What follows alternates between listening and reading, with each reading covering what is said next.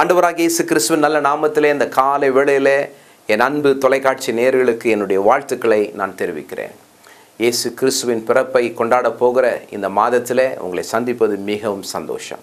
இன்றைக்கு நான் உங்களோடு கூட லூக்கா எழுதின நற்செய்தியின் புஸ்தகம் முதல் அதிகாரம் 46, 47 வசனங்களை வாசித்து உங்களுக்காக ஆசீர்வதித்து ஜெபிக்க நான் ஆசைப்படுகிறேன். லூக்கா 1:46, 47. அப்பொழுது மரியாள், என் ஆத்துமா கர்த்தரை மகிமைப்படுத்துகிறது, என் ஆவி என் இரட்சகராகிய தேவனில் களி கூறுகிறது. எனக்கு அருமையானவர்களே, இந்த புகழ் பாடலை மரியாள் பாடுகிறதை நாம் பார்க்கிறோம். இயேசுவின் தாயாகிய மரியாள் இயேசுவை நினைத்து இயேசுவை மனதில் வைத்து பாடுகிறதை நாம் பார்க்கிறோம்.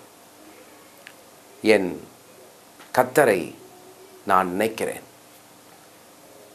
என் ஆத்துமா என் கர்த்தரில் களி கூறுகிறது, என் இரட்சகராம் தேவனிலே நான் மகிழ்கிறேன் என்று சொல்லி அவள் சொல்லுகிறாள்.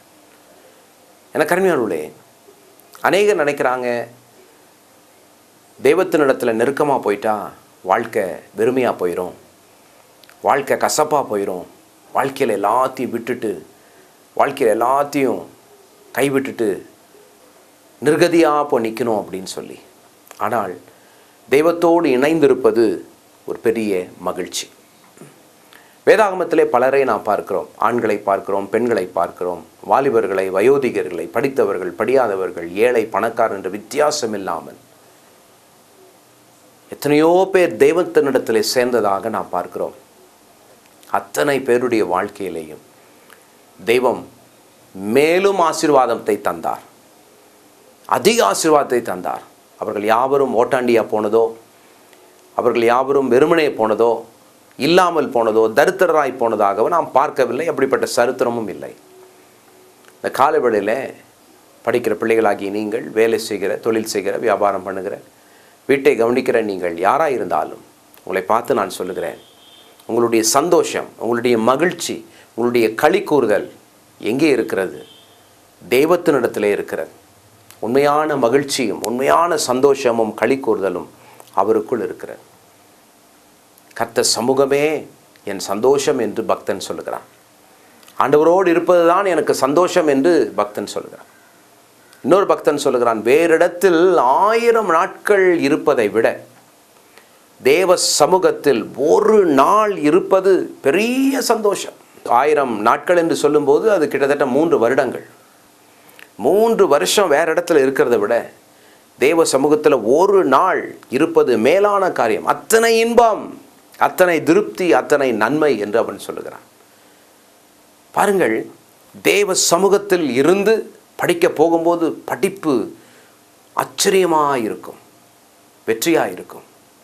தேவ சமூகத்திலிருந்து வேலைக்கு போகும்போது, கடவுளோடு கூட வேலைக்கு போகும்போது, தொழில் செய்யும்போது, வியாபாரங்களை செய்யும்போது, வீட்டை கவனிக்கும் போது, எதை செய்தாலும் பெரிய வெற்றியாக சந்தோஷமாக இருக்கும். இன்றைக்கு தேவ சமூகத்திலிருந்து போவது என்பது ஒரு பூத்தோட்டத்திலிருந்து நாம் வெளியே போகும்போது நம்மேல் பூவாசனை வீசுகிறது போல, நாம் தேவ சமூகத்திலிருந்து போகும்போது தேவ குணங்களோடு கூட நாம் போவோம். அதில் ஒரு குணம், சந்தோஷத்தோடு நாம் போவோம். சந்தோஷத்தோடு போகும்போது போகிற வழியில் இருக்கவங்களுக்கு எல்லாருக்கும் நம்ம சந்தோஷத்தை கொடுத்துக்கிட்டே போவோம். இன்றைக்கி உலகம் துக்கத்திலே, வேதனையிலே இருக்கிறது. இந்த துக்கமான உலகத்திற்கும், காயப்பட்ட உலகத்திற்கும் உங்கள் வழியாக, என் வழியாக தெய்வம் சந்தோஷத்தை கொடுக்க ஆசைப்படுகிறார்.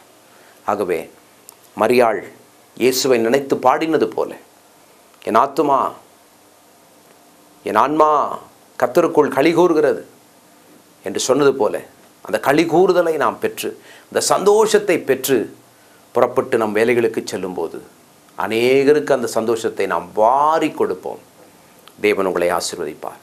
இந்த நாள் ஒரு சந்தோஷமான நாளாய் உங்களுக்கு அமைய நான் ஜெபிக்கப் போகிறேன். ஜெபிப்போமா?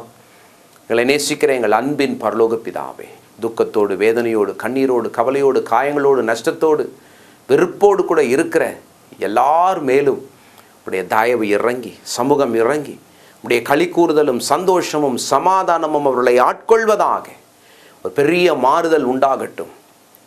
இவர்கள் ஆசீர்வதிக்கப்படட்டும், அநேகருக்கு ஆசீர்வாதமாக இருக்கட்டும். இவருடைய மகிழ்ச்சி அநேகருக்கு போய் அடைய தெய்வம் உதவி செய்யும்படியாக நான் ஜெபிக்கிறேன். இதை கேட்டுக்கொண்டிருக்கிற என் அன்பு தொலைக்காட்சி நேயர்கள் ஒவ்வொருவரையும் நான் ஆசீர்வதிக்கிறேன். வாழ்க்கையில் பெரிய மாறுதல் உண்டாகட்டும், சந்தோஷம் உண்டாகட்டும். நாள் ஒரு சந்தோஷமான நாளாக இருக்கட்டும். அநேகர் இவர்களை கண்டு ஆசீர்வதிக்கப்பட, ஆச்சரியப்பட தேவன் ஆசீர்வதிக்கும்படி நான் ஜெபிக்கிறேன்.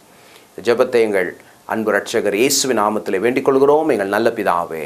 ஆமேன், ஆமேன். God bless you. God bless you.